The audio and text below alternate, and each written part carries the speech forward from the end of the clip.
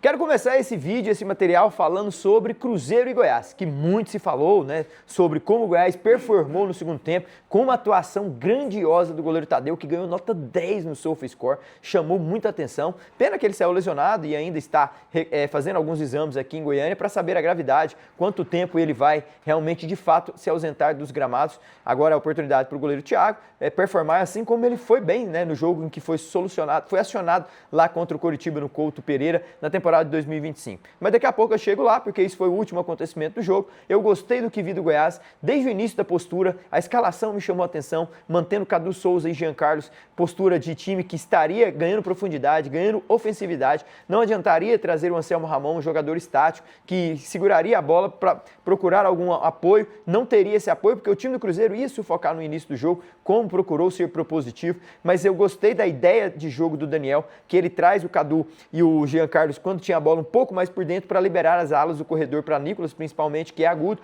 e o Rodrigo Soares. Aí que tá, eu entraria com o Diego Caetto, se essa era a tática mesmo de fato, agudo para o corredor para o lateral, teria que ser o Caetto ali, até porque ele joga bem com Lucas Rodrigues, Caetto e Jean Carlos, foi o melhor momento desses três, enquanto o Goiás teve forças ali dentro do Campeonato Goiano e também do melhor recorte do Goiás nessa temporada 2026. Só que o Goiás começa bem nos 10 primeiros minutos, mandando no jogo, tendo chances, oportunidades, só que o Cruzeiro é muito letal, o Cruzeiro tem um ataque poderoso, tem 5 jogadores na pré-lista de convocados do Carlo Ancelotti, então, enfim, traz uma nuance diferente para o jogo, vai para cima do Goiás e aí esbarra numa boa atuação do goleiro Tadeu. Fez no mínimo 3 defesas importantíssimas, cabeceio do Fabrício Bruno, chute do Cauê, lateral esquerdo que traz para dentro e bate.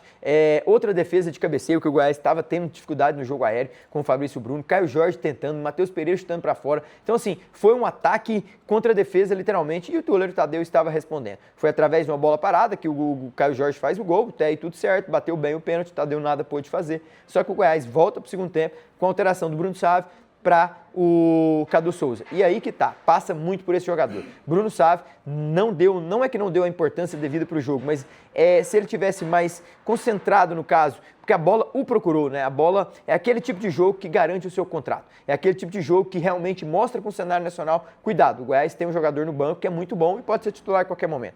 Bruno Sávio entra e logo depois, 11 minutos, ele faz a mudança com 3 jogadores, 3 suplentes que mudaram o jogo contra o Vila Nova, Lourenço, Caetto e Anselmo, e a bola cai no Caetto, e o primeiro cruzamento dele é um achado, né? Ele encontra o Bruno Sávio, que faz o movimento correto, encontra a bola, mas na hora do cabeceio, a bola esvazia nele ali, né? ela raspa no cabeceio xoxo, sem chance para o goleiro Otávio fazer alguma defesa. Só que aí, o Bruno Sávio tem depois uma nova oportunidade, né? Ele tem, dentro do posicionamento, uma bola parada que Lourenço bate, olha só, Lourenço, Caetto, os que entraram, Lourenço bate o escanteio, ele ataca bem o primeiro poste, só que ele, de novo, não coloca ênfase na bola, penso que ele ficou um pouco receoso com a saída do goleiro Otávio, aquele soco, poderia acertá-lo, mas ele não vai com total êxtase ali para atacar de fato a bola e fazer o gol. 2 oportunidades que passaram por ele, 2 oportunidades que o Goiás poderia virar o jogo perfeitamente. Estou falando aqui de oportunidades reais. E detalhe, o Goiás teve 60% de posse de bola no segundo tempo contra 40% do Cruzeiro,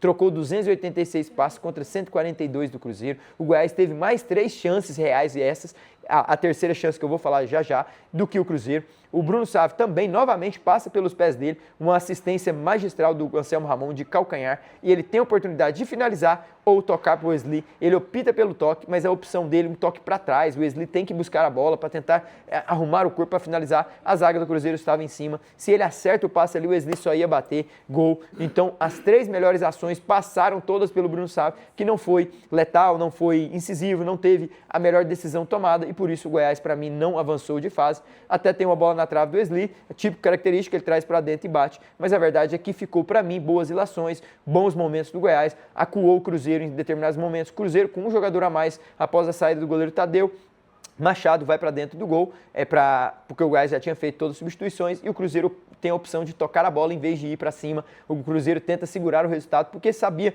que o Goiás estava no melhor momento, fruto daquelas substituições. A verdade é que o Goiás cai de pé, ao meu ver, caiu muito bem. O troféu jogou bem. Não, calma, a gente tem que analisar. Poucos times vão lá dentro do Mineirão fazer o que o Goiás fez. Então, cuidado. Temos que enaltecer o que o Goiás fez de bom lá no jogo, sim senhor. Então eu trago isso aqui para que a gente comente de fato o que o Goiás fez. O Boca Juniors, por exemplo, teve 25% de bola no segundo tempo, foi acuado pelo Cruzeiro. O Vitória igual, né? Quando caiu lá dentro na estreia do Arthur Jorge. Então, assim, o que o Goiás fez de fato, temos que enaltecer. Agora é transferir isso para dentro da Série B, já no sábado, diante do Botafogo, na Serrinha, às 17 horas, esse confronto. Também lá no Rádio Band News, né, nesse pós-debate, que eu gosto de trazer aqui para vocês como foi, o Thiago Menezes, o âncora do nosso programa, ele fala que o São Bernardo é um time que não vai estar ali no G6, que é um time que está passando temporariamente na liderança. Aí eu até abordo ele, cuidado, eu não tiraria os olhos desse São Bernardo. Não por estar na liderança, vindo de 4 jogos consecutivos, fazendo 10 gols nesse recorte, 3-0 na Ponte, 3-1 no Londrina, 1-0 no Goiás, e tem mais uma vitória nesse caminho aí que eu não me lembro agora.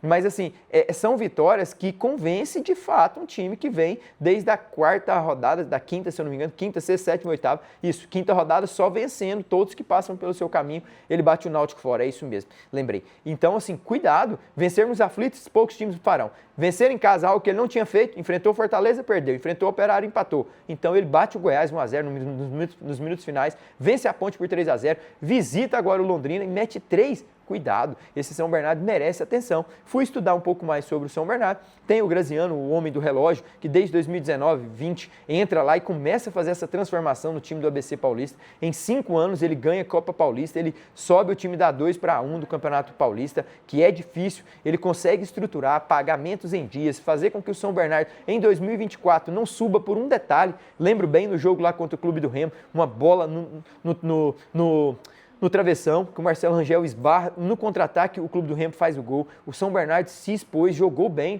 contra o Clube do Remo consegue o acesso da C para B, o São Bernardo fica um ano mais na Série C, mas nem por isso eles deixou de acreditar. Em 2025 consegue o acesso com méritos no quadrangular final, chega e garante a sua vaga, onde Caxias liderou o quadrangular todo, ficou de fora, aonde outros times, Brusque, por exemplo, também ficou de fora, e o São Bernardo com Graziano vem fazendo boa gestão, e por isso eu não vejo esse São Bernardo estar na liderança à toa, assim como também não vejo o Náutico. Até debati com ele em relação ao Clube Náutico Capibaribe. Cuidado, Hélio dos Anjos, que chegou lá depois da passagem no Paysandu, chega em abril de 2025, ele pega o time na segunda rodada, substituindo o Marquinhos Santos, ele no quadrangular de pontuação corrida, ele entrega com 39 pontos o Clube do Náutico, e o melhor vem agora. Em 19 jogos, ele tomou 7 gols, mostrando que o sistema defensivo do Náutico, com ele sob o comando, é de fato um time que é perigoso, um cara que está na 5ª passagem pelo time pernambucano, que a torcida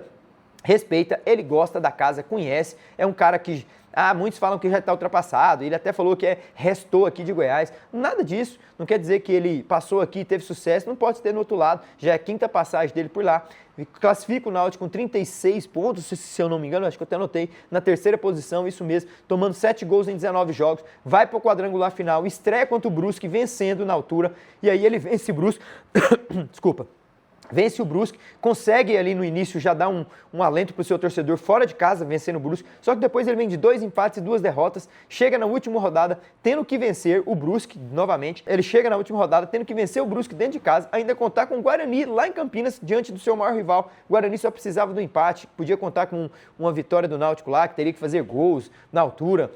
Só que a Ponte Preta mata o Guarani, impede esse sonho de acesso para a Série B. O Náutico cumpre o seu trabalho em casa, um jogo nos aflitos, com aquela aflição toda, nos minutos 39, acho que tem um pênalti lá para o Náutico, ele faz o 2-1, garante o acesso com o Hélio dos Anjos no comando. Então, assim, o que o Náutico está construindo, vem construindo desde abril de 2025, nós estamos em maio de 2026, faz mais de 13 meses do trabalho do Hélio, é um trabalho digno, é um trabalho que tem que ser levado em conta. Eu não tiraria o olho desse Náutico, tem que respeitar as cores desse time, é tradicional no Pernambuco, chegou na grande decisão, tomou de 3 no Sport, tudo certo, mas chegou na final, chegou com méritos na grande decisão, estreia nessa Série B perdendo para o Criciúma de 1-0, se eu não me falha a memória, vem em Goiânia, eu vi esse jogo, trabalhei contra o Atlético Goianiense, ele vira um jogo difícil, que não é fácil jogar com o Atlético dentro da Cioli, ele consegue fazer a virada em 2 lances ali no segundo tempo, 2-1, continua sua senda vitoriosa, chega agora já na sequência no recorte muito positivo, está dentro dos 6 melhores colocados, um time que recém chegou da Série C para B,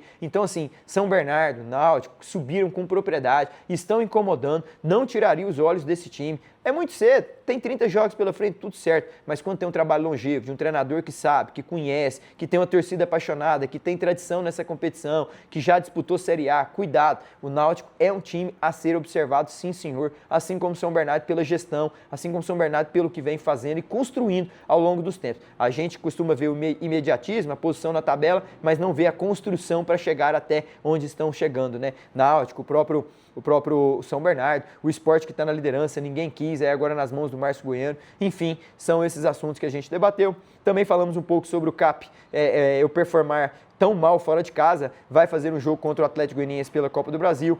A última vitória foi lá em fevereiro, quando ele jogou fora de casa contra o Foz do Iguaçu, então é muito tempo atrás. Ele não vem bem quando joga fora de casa, fora de Curitiba, não sei porquê. É algo que foi até questionado por Odair Helma numa entrevista coletiva recente. A verdade é que nos últimos 5 jogos na Série A foram 5 derrotas, apenas 3 gols feitos, 10 gols tomados. Eu vejo que o Atlético Goianiense tem real chance de eliminar o CAP nessa Copa do Brasil, visto desse recorte ruim.